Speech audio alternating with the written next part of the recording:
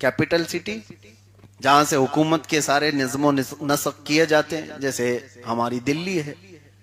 हर मुल्क का एक शहर होता है राजधानी जिसको कहें, वो दारुल खिलाफा होता है, जहां वक्त का अमीरुल मोमिनीन हो, खलीफतुल मुस्लिमीन हो, बादशाह वक्त हो, हर मुल्क का होता है।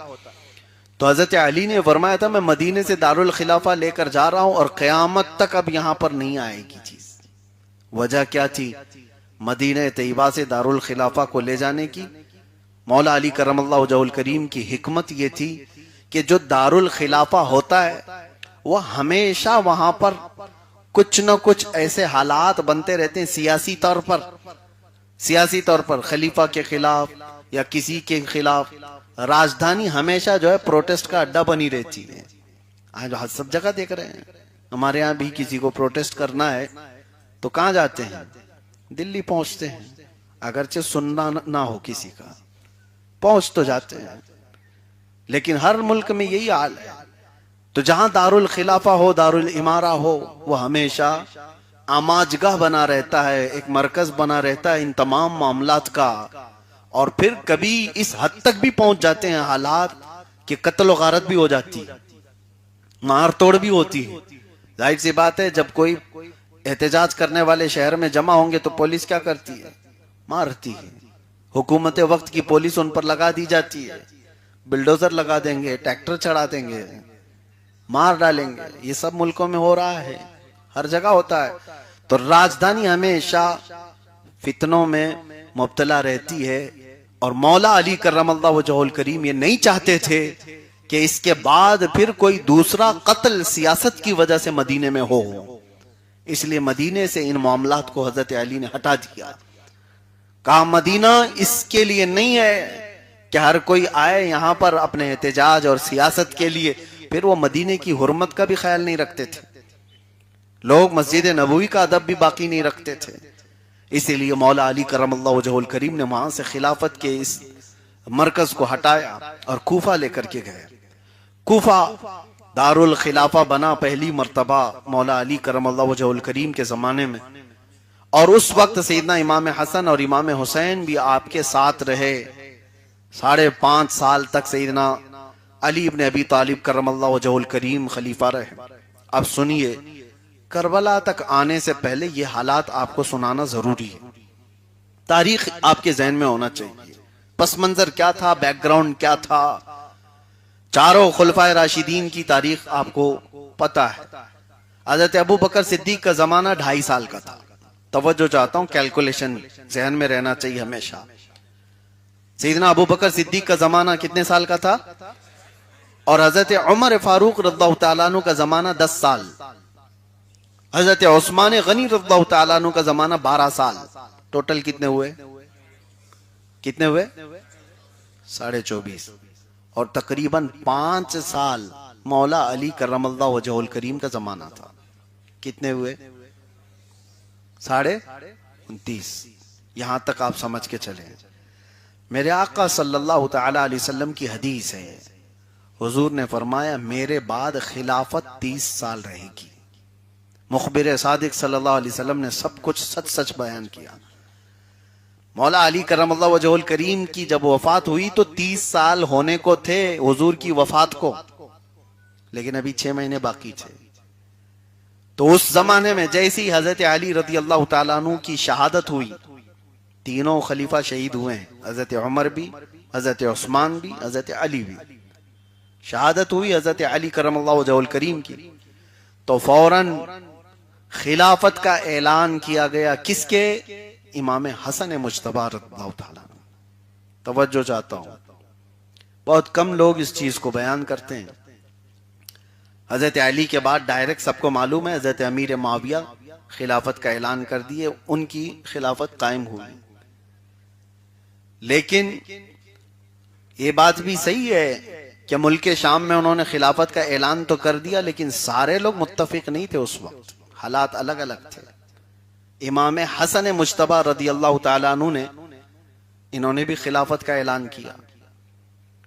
तो जैसे आपने खिलाफत का ऐलान फरमाया तो मदीने, मक्का और कूफा वालों में अक्सर अरब हजरत इमाम हसन की इस खिलाफत को तस्लीम की। ये खिलाफत 6 महीने तक हजरत इमाम हसन मुश्तबा रदी अल्लाह ताला अन्हु के साथ रही। लेकिन हालात जब इमाम हसन ने देखे कि हजरत अमीर मुआविया भी मुल्क शाम में अपना ऐलान कर चुके हैं खिलाफत का, और आधी उम्मत वहां पर भी है और आधी उम्मत इधर है, तो सैयदना इमाम हसन मुश्तबा रदी अल्लाह ताला अन्हु के मुतालिक रसूल करीम सल्लल्लाहु अलैहि वसल्लम ने उनके बचपन में एक बशारत दी थी। वो हुजूर का कदम पकड़ करके खुतबे के वक्त बैठे हुए थे, तो मेरे आका सल्लल्लाहु ताला अलैहि वसल्लम ने साहबा से कहा, मेरा ये शहजादा 2 बड़ी जमातों में सुलह करवाएगा। किसके लिए कहा था? इमाम हसन के लिए, 2 बड़ी जमातों में। और हुजूर ने फरमाया ये सरदार है और मेरा बेटा सरदार है, और 2 बड़ी जमातों में ये सुलह करवाएगा। वो सुलह उम्मत ने देखी। 6 महीने के बाद हजरत इमाम हसन मुश्तबा रदी अल्लाह ताला अन्हु बगैर किसी दबाव के, बगैर किसी आतंक के, खुद ही खिलाफत से दस्तबरदार हुए और अमीर मुआविया से कहा कि आप ही खलीफा हो। कुछ शर्तें थी जो दोनों के दरमियान तय हुई, मुआहिदा हुआ। हजरत अमीर मुआविया ने उन तमाम शर्तों को कबूल किया और उसके बाद खिलाफत एक तरफ हजरत अमीर मुआविया की तरफ ही चली गई। लेकिन ये जो जमाना था ये सुलह होने तक का, वो 6 महीने था। तो अब मुझे बताओ, 29.5 साल हजरत अली के साथ और 6 महीने हजरत इमाम हसन के साथ। इसीलिए बहुत सारे मुहद्दिसीन ने यह बयान किया कि रसूलुल्लाह सल्लल्लाहु ताला अलैहि वसल्लम ने जो बयान फरमाया फजीलत में, मेरे बाद 30 साल खिलाफत होगी, वो 30 साल की खिलाफत में इमाम हसन भी शामिल है। इमाम हसन मुज्तबा रज़ियल्लाहु ताला अन्हु भी हैं, वो 5वें खलीफा के तौर पर। हजरत अमीर मुआविया का उसमें नहीं आ सकता, इसलिए कि उनकी 20 साल चली, उसके बाद वो तकरीबन 20 साल तक खलीफा रहे हजरत अमीर मुआविया, और एक लंबा दौर उन्होंने हुकूमत में गुजारा है। 20 साल तो खलीफा रहे और उससे पहले 20 साल वो गवर्नर भी रहे मुल्क शाम के, हजरत उमर के जमाने से। तो बहरहाल हजरत अमीर मुआविया के मामलात, हजरत मौला अली करमल्लाहु वजहुल करीम की वफात के बाद अमीर मुआविया मुसलसल खलीफा रहे। उनकी खिलाफत के जमाने में इमाम हसन मुश्तबा रज़ियल्लाहु ताला अन्हु कभी उनके साथ कोई जंग नहीं की। इमाम हुसैन ने भी कभी अमीर मुआविया के साथ कोई जंग नहीं की। सबसे बड़ी बात मैं आपके सामने पेश कर रहा हूं, हजरत अमीर मुआविया को लोग आज इतना बुरा भला कहते हैं माअज़ल्लाह। उनके जो सियासी मामलात थे, उस वक्त के जो मामलात, तुम क्या काजी हो जो उनके दरमियान फैसला करने वाले हो? बात करने वाले तो ऐसे हैं जिनको पेशाब का सलीका नहीं मालूम, और ये सहाबा के बारे में बात करते हैं। हजरत अमीर मुआविया और हजरत अली रज़ियल्लाहु ताला अन्हु के दरमियान जो मामलात हुए, वो सब चीजें क्या हजरत इमाम हसन और इमाम हुसैन को नहीं मालूम थे? हकीकी बात तो ये है, जो 2 जंगें हुई, एक जंगे जमल और जंगे सिफ़ैन, ये दोनों जंग में इमाम हसन और इमाम हुसैन हजरत अली के साथ शामिल थे। जो जंगें हुई हैं मुसलमानों के बीच में हुई थी, उस तरफ अमीर मुआविया थे, इस तरफ मौला अली थे। तो ये जंगों में हजरत इमाम हसन और इमाम हुसैन थे।